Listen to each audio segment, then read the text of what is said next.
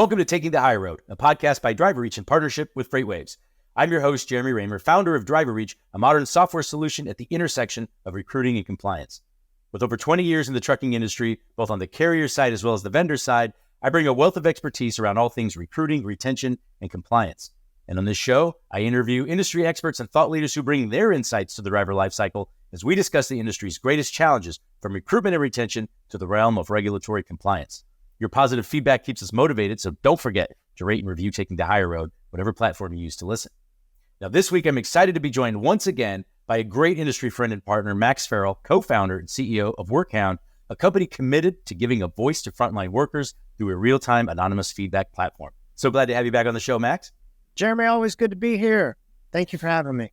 It's my pleasure. And, there's plenty of us for us to catch up on today. Yeah. Generally, you join the show a couple times a year. And the last time we connected, earlier this year, we wanted to be optimistic about how 2023 would turn out in the freight market, especially after experiencing a downturn for a good portion of 2022. But yeah, it just hasn't cooperated. So I'm interested to hear what you're seeing out there, whether or not companies are embracing retention versus investing in ongoing advertising for recruiting. And perhaps you can share why it makes as much sense, if not more, today versus yesterday. And then I'd love to get an update on all that WorkHound's doing today, what your thoughts and plans are going forward in this ever-evolving industry. And then last, and of course, but not least, I want to make sure we have an opportunity to answer a question from a listener during our deeper dive segment. Think we can do all that today? Let's knock it out one step at a time. Well, I ask this all the time, and you've probably been asked this question at least 4 or 5 times now. But before we really dive in, I'm curious if you have any book recommendations or even maybe podcast recommendations, anything that's been impactful to you recently. Yeah, goodness. So I'm still on my science fiction kick. So I've been reading a couple of different novels by a writer named Douglas Richards.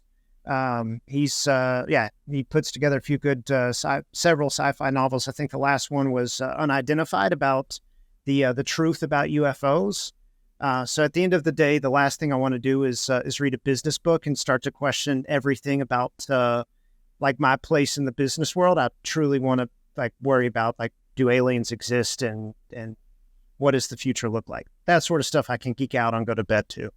Well, it's a great way to escape, right? I think that's the point. Whether it's a business book or even just even history, which I like a lot too. But it's like sometimes I just want to escape. Can I just disappear for a little bit? And of course, when you're reading a UFO book, you probably don't want to think about disappearing.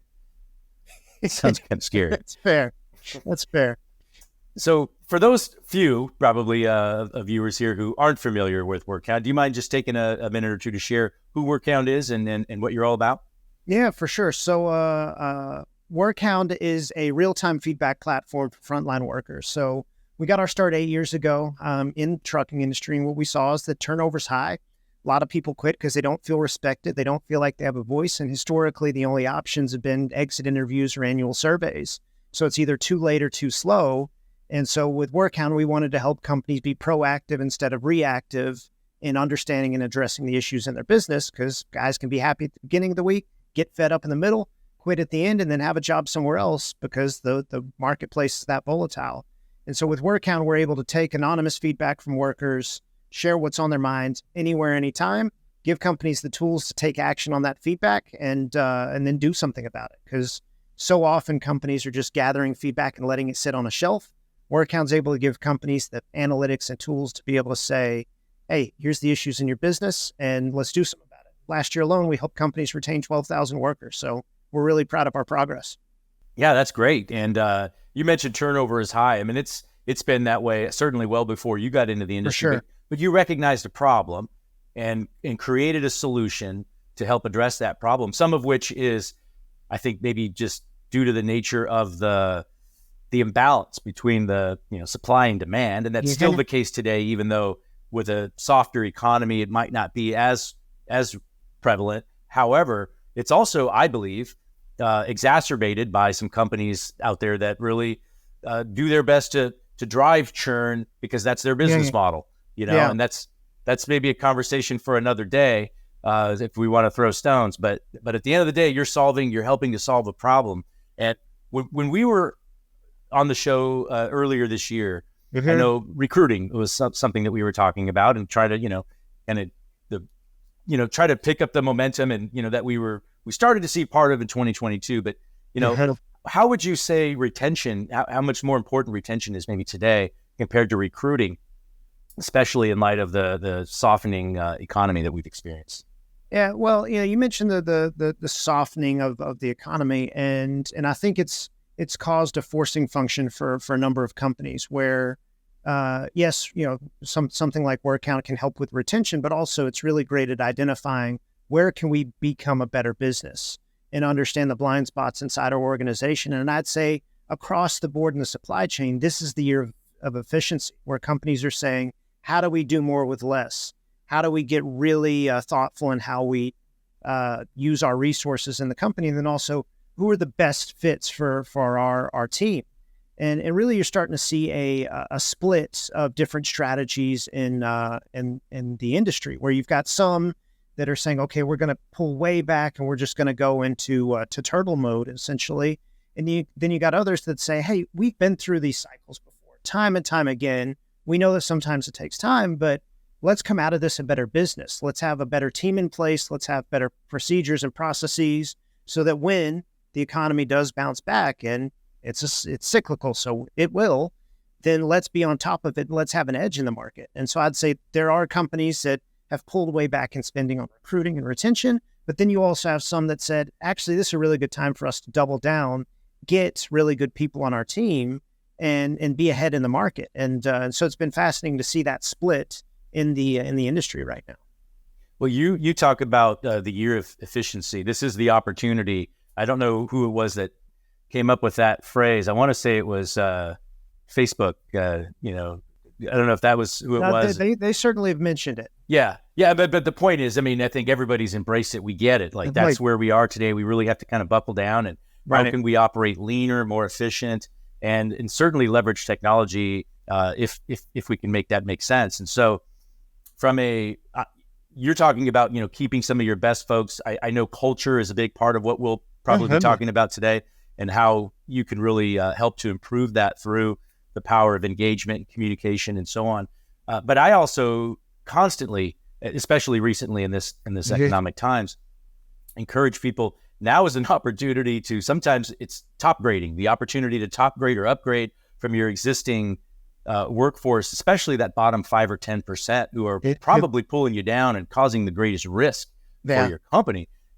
There aren't a lot of opportunities in the last 15, 20 years that I've been in the industry where you have the luxury of being able to hire maybe some better drivers. And so from that perspective, I think that's something that kind of also feeds into that, opportunity to improve.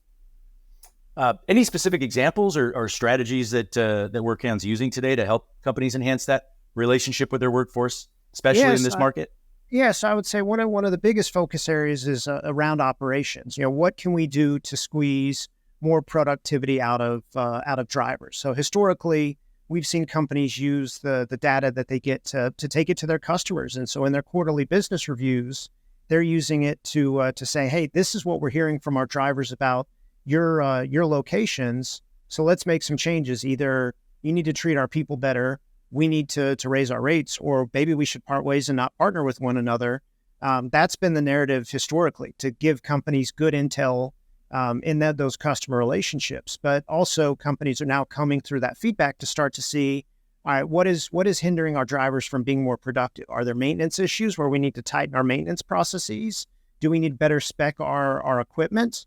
Where are the hold times in communication between our driver managers and our drivers, so that we're, again, more productive, and that feedback can be really helpful. So it's not just always about what does it take to hold on to someone. It's also about what does it take to make them more efficient at what they do, so you can do more with less. You talk about proactive listening. I think so critical. Listen. Yeah, exactly. Listen. You just want to yell that. Listen. Yeah. It's so important. And yet so many of us in leadership roles, we talk constantly. We instead of listen, be quiet and listen, and then do something about it. Can you share, how proactive listening, affects the overall health and well-being of a company's workforce? Because that's kind of what we're talking about here, right? That's especially the frontline workers. For sure. Yeah. There's even an example from Averitt, a carrier based out of Tennessee, and they saw some feedback from I think one of their locations in Florida, and saw the satisfaction scores were lower there, and they didn't realize it. And so they brought the management in from that location into the headquarters and said, hey, let's sit through and look at this feedback together, and let's figure out how we get better, and just have an honest conversation about mirroring perception and reality. Because what I think happens often as companies scale is that they rely exclusively on the inputs of their managers to say, oh yeah, my division is good or my location is good.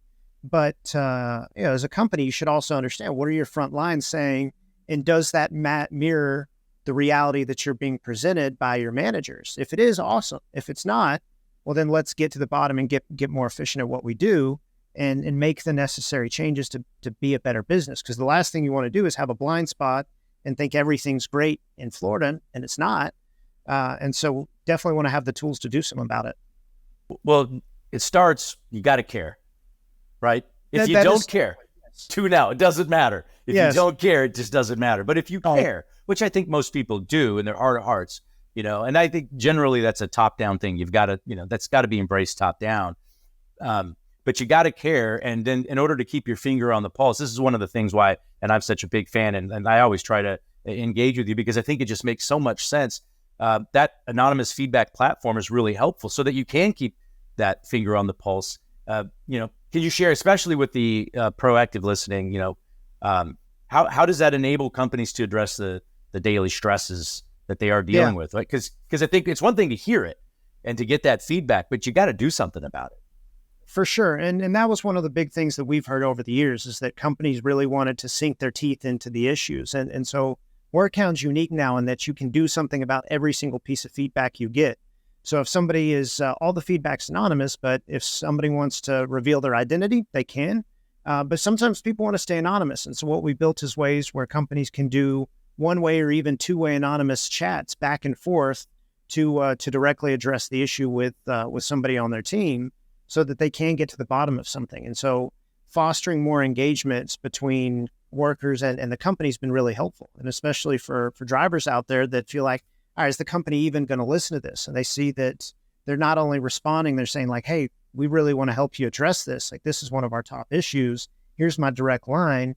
It starts to build that trust and goodwill that just gets missed when somebody's often 1,000 miles away from the HQ. So that's certainly been helpful, is just giving companies that 1-2 punch to address issues at the individual level, or just see trends across the board and make those strategic changes to be a better company. Well, there's a term, and I think I've heard you use this before, but it's just about controlling the concept, right, of controlling the controllable, making sure that there are things that are outside of your control that you have that to do. How you respond is what you can control. But how do you, or how does WorkHound maybe incorporate the concept of controllable in its approach to assisting companies and effectively managing your workforce? So the first controllable that you have at your disposal is communication, and I think where companies make a misstep is that there's this fear of saying the wrong thing, so you say nothing. Well, that's worse, because then people's thoughts and fears fill the void versus the truth. And so especially in bumpy times like right now, it's in a company's best interest to say, hey, look, this is where we're at. This is our reality. Here's what we're doing to navigate this reality. And maybe it's that, look, we're placing a series of bets or experiments to figure out how do we gain an edge in this market. Here's the end results of those experiments. Or, one of our company values is win or learn. And so companies right now, they may not be doing a lot of winning, but they're doing a lot of learning. That's still good for the business long term. So that's one of the biggest controllables is communication, and just over communicating in these times does put people at ease, because at the end of the day, we're all grown-ups and we can take hard stuff. We may not like to hear it, but we can take it, and we can't lose sight of that. Yeah, that's a really good point, especially when you talk about, in the absence of communication, that void will get filled by people's fears. And it's easy for us to forget. Well, because we remember, it wasn't that long ago, we were having the same conversation around COVID, right? Oh, yeah. And, when we're all remote, and like, that was something you and I both embraced, ongoing engagement internally with our companies and making sure that that we were communicating, consistently and, often. And so it's no different today. I mean, obviously it's not the same dynamic. Yeah. We're not in the middle of a global pandemic, although I don't know what was worse. I shouldn't even say that, because there's a whole lot of people that lost their lives, but it's a challenging environment that we're dealing with now. And I think people are certainly are concerned. And so, good ongoing communication helps. For now, sure. There are some recent developments. I know there are some upcoming, NLRB changes. I'm curious if that's anything that, maybe WorkHound gets involved with, or maybe envisions its platform in assisting companies in navigating and, to those potential union rules and labor dynamics. Yeah, I think what's interesting there is that there is certainly a greater spotlight on labor movements in the United States right now. You're seeing that with the UAW strikes. You're seeing that with Kaiser Permanente. UAW even has expanded their strikes recently with Mack trucks. So that is filling the news cycle more and more.